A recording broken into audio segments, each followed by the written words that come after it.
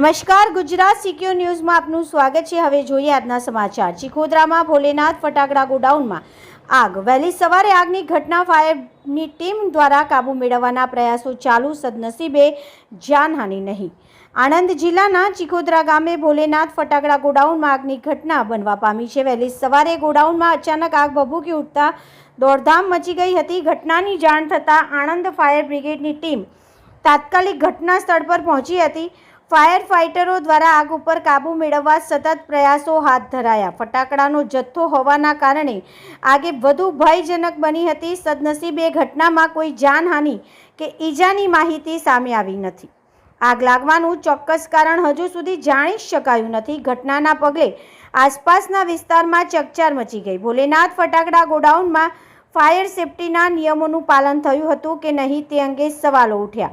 આગની ઘટનાને લઈને સંબંધિત તંત્ર દ્વારા વધુ તપાસ હાથ ધરવામાં આવી રહી છે। અહેવાલ કિરણ કુમાર ગોહિલ, ગુજરાત સિક્યોર ન્યૂઝ, આંકલાવ।